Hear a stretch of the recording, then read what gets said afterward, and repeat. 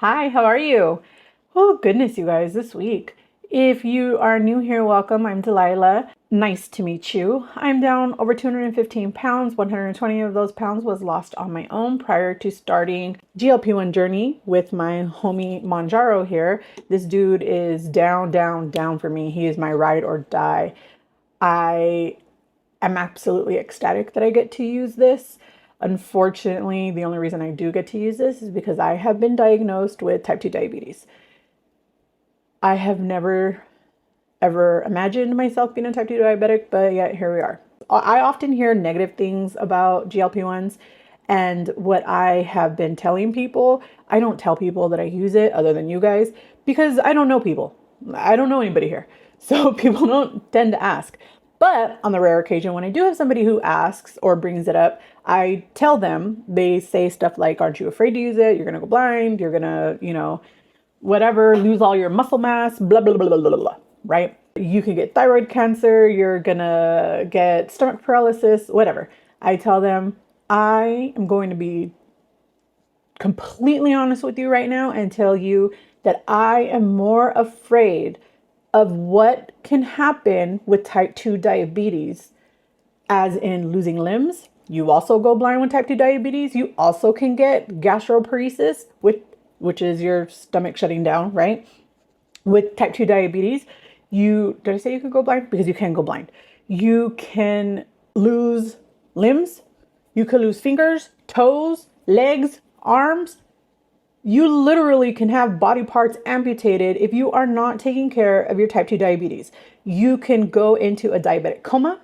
You could lose consciousness. You could have a stroke.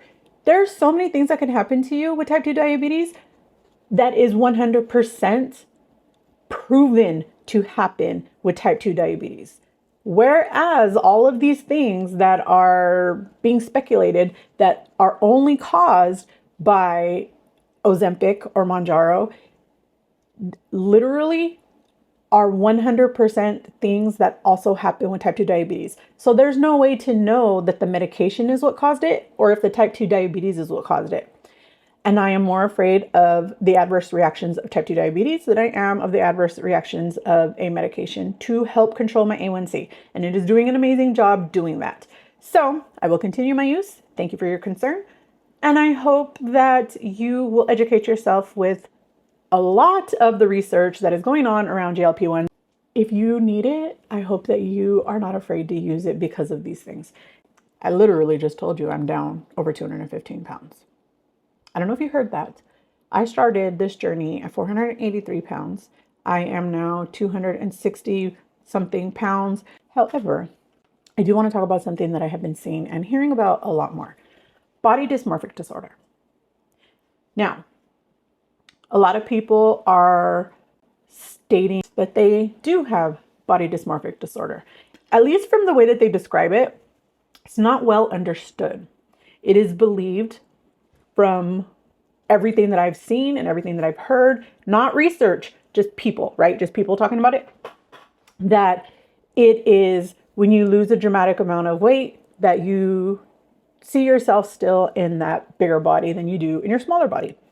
Do I suffer from that? Absolutely. I do not see myself as a 260 pound person. I still see myself as that 483 pound person. When I look into the mirror, I still see that person looking back at me. Is this body dysmorphic disorder? No. Let me give you a little bit of explanation, okay?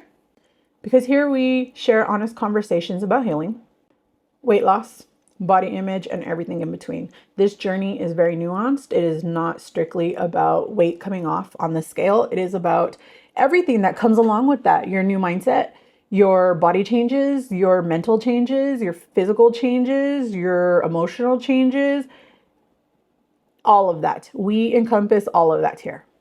Now, today's topic is very personal to me, but it's also very important. The difference between body dysmorphic disorder, or also known as body dysmorphia, and this strange disorienting feeling of not recognizing yourself after major weight loss. These are not the same thing, but they can feel very similar, and we're going to break it down today. So what is body dysmorphic disorder? Body dysmorphic disorder is a mental health condition. It is diagnosed by a mental health professional. It causes a person to obsess over a perceived flaw in their appearance, something that might be tiny or exaggerated, or not even visible to anyone else. It often shows up as constant mirror checking, comparing your body to others, avoiding photos or social situations, feeling a deep shame or anxiety. And these thoughts, they don't go away with reassurance. They can actually take over somebody's life. And in severe cases, body dysmorphic disorder, or BDD, can lead to deep depression or isolation. Now, on the flip side, there's something that a lot of us experience after major weight loss, and that is body image lag. It's when your mind still sees your before self, even though your body has changed. You might catch a glimpse of yourself in the mirror or in a photo and think, wait, is that really me? It's not extremely obsessive, although it can be constant. It can be something that we deal with daily. However, it's not obsessive, like clinically obsessive, right? And it usually isn't about shame. It's just that your mental image hasn't yet caught up. And that is completely normal. This can also happen after surgery, pregnancy, or any major body change. Like suddenly gaining an excessive amount of weight. A lot of people who were once thin and are no longer still see themselves often as their much smaller body, and then we'll get reality checks of what their body now looks like. This is a very similar situation, just in reverse. Now, how to tell the difference. So for focus, with BDD, we have imagined or exaggerated flaws. With body image lag, real body changes that you're adjusting to. Emotional impact for BDD, deep shame, anxiety, and avoidance. Body image lag, a disconnection or disbelief. Behavior in BDD, obsessive comparing, checking, or hiding. For body image lag, surprise in the mirror or photographs. Sort of this is, wait, let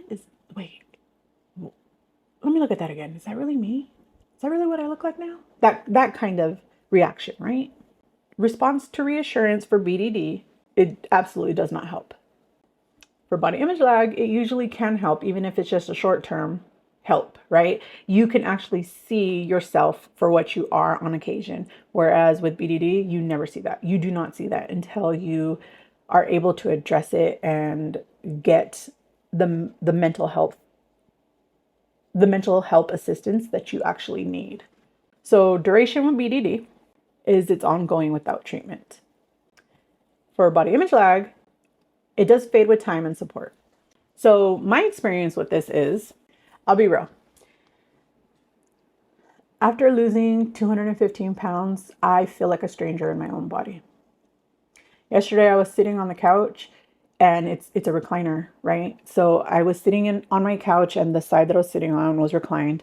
And I looked down, and suddenly I saw my legs. And I'm sitting there. I lift my legs up off the reclining foot function, right? So I lift my legs up, and I'm looking at my legs, my calves, especially like from my knee to my ankle. I'm looking at that. And I looked at David and I told him, is it just me? Like, is it my imagination? Or do my legs look like they've lost weight? Do they actually look smaller? Or is it in my head? And he was like, no, they absolutely look smaller. He said, I would say in the last month, your legs have shrunk half their size. Let that sink in for a minute, because I don't see it. But I can see it on occasion, right? Like every so often, I see my face. I see like I'm now having bone structure. I have a regular person chin. Not always, because a lot of times the double chin does come. I don't know what's going on, because a lot of times my face looks really skinny, and like the lower half of my face looks really skinny. And then sometimes I just have this massive double chin. I don't know why. It is not necessarily the angles. It's more just day to day. It's really weird. I don't know if it's just like my body composition changing. I don't know if it's fluid retention. I don't really know what it is, but I do notice that when I look in the mirror sometimes. Sometimes I have like right now I have a double chin, but sometimes I have a major double chin. Like like that all day, right? Like all day it looks like this. And I don't know why that is. So, don't know. There are moments where I absolutely positively know that my body has changed. My brain just hasn't caught up yet. I still move through the world as if I'm in that larger body. Please don't misunderstand me because I'm still in a very big body, but I am no longer in that other big body. Bigger. I'm no longer in the bigger body. I am now in a smaller version of said bigger body. Sometimes I avoided mirrors. Other times I was just really shocked by what I seen. And I really don't even notice it. Like right now, I'm looking in the viewfinder so I can see myself. I don't really notice it all the time until I start looking back at older videos of when I was posting when I very first started this journey.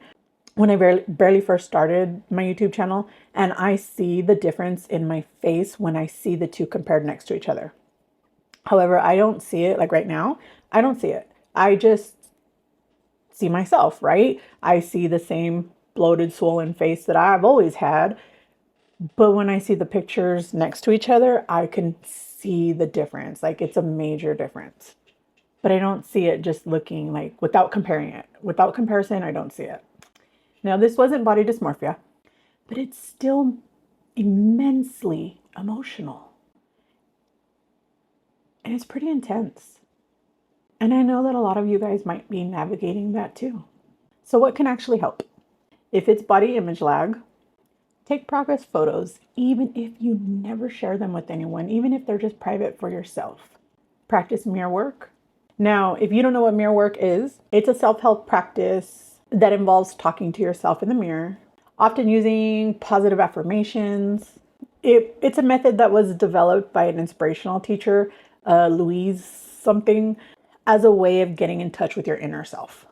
The primary purpose of mirror work is to develop self-love, self-care, and a more meaningful relationship with yourself and subsequently with others. If that's just not your cup of tea, you could practice body neutral affirmations. Talk to a trusted friend or a therapist. Remind yourself that your body may have changed, but your worth never depended on that. And to me, that is one of the most important parts. If it might be, in fact, BDD, please don't try to handle it alone. Seek out a therapist, especially one who specializes in body image or ED. Do your best to limit mirror checking, comparison habits. I know it's really hard, but if you want to change and if you want to heal, you're going to have to try. Follow accounts that promote body diversity and mental health and not just weight loss, which is what I try to do here. I try not to focus strictly on weight loss. I try to focus on the overall improvement of health, mental, physical, emotional, and spiritual health here.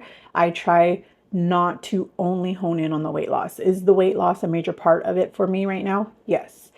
And if you were my size, it would probably be the major part of it for you too, because once you can conquer those things and get that ball rolling, the other things are a little bit easier to address. Not always, but a lot of times they become easier and easier to address because the chronic pain can lessen, not always, but can. The A1C gets controlled, these kind of, your blood pressure might get controlled, your cholesterol might get controlled. Like you might have these things that are a direct repercussion of the weight loss, but I never wanted to focus solely on weight loss here. That has never been my plan. That'll never be my plan. That'll never be what I do solely here. I want to focus on the mental health aspect, the physical health aspect, the emotional health aspect, and the spiritual health aspect of all of these together. Please remember, just because your mind hasn't caught up does not mean that you are not making progress. Healing your relationship with your body takes time. Sometimes your brain needs a little bit of help adjusting to the changes that your body has gone through. That's okay. You're okay. You are making progress. You are changing. But your mind just needs a little bit more time. If this resonates with you, please let me know. I would love to hear about the differences that you think body dysmorphic disorder versus body image lag. Did you know that there was such thing as body image lag, or did you believe it was all body dysmorphic disorder? Did you know that body dysmorphic disorder is a mental health condition that can only be diagnosed by a mental health professional?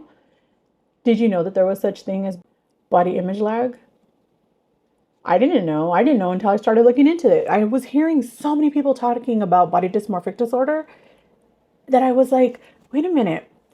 That is a mental health condition that requires real mental health work, right? It can require medication, but it definitely requires work with a mental health professional to one day overcome this. I do have a couple family members who have been diagnosed with body dysmorphic disorder, and I've seen some of the work that they've had to go through, and a couple of them that refuse to do it. That's not for them. And okay, that's their call. It's their decision. I do hope that they get help. I do want to see them healthy and whole and recover from this, but I cannot push anybody to want to heal from this. However, I didn't know that there was any such thing as body image delay or body image lag. And now that I know, I can safely say I no longer believe that I may have BDD. I now know that it is body image lag or body image delay. I would love to know what you've done to help mitigate these things for you. If you didn't know that you can get help for it, I would love to hear about your experiences. Go ahead and share them in the comments down below. And if you believe that there is somebody struggling with similarities, please feel free to share this video. Maybe it could really help them too. Don't forget to like this video if it was helpful for you. Subscribe if you haven't already. And stick around. I've got more coming soon on healing, health, and real life self-love. I'm gonna give you your digital hugs. I hope you guys are having a great day. I would love to hear all about it in the comments down below. You already know that I just love to support you in the way that you support me. I can never express to you how much your support means to me. I honestly would not be as far as I am right now if it wasn't for you. If it wasn't for the promises that I've made you to do this together, one step at a time, one breath at a time, I would not still be here. I've never in my entire life been able to keep off the weight that I've lost. And this time around, it's already been a year and a half that I've kept off 120 pounds. I've never done that before. It has never lasted more than 6 months. And now we are celebrating a year and a half of that. This month, in just a few days, it'll be my 1 year anniversary of being on Mounjaro. So that's another almost 100 pounds down. I have never been this far in a journey for this long. And I really believe that my ability to do that this time is thanks to you. Go ahead and drop a heart with hands emoji. I know I often respond to you guys with that emoji, so we might as well just make that the emoji of the day. Go ahead and throw that in the comments down below. Let me know you made it this far.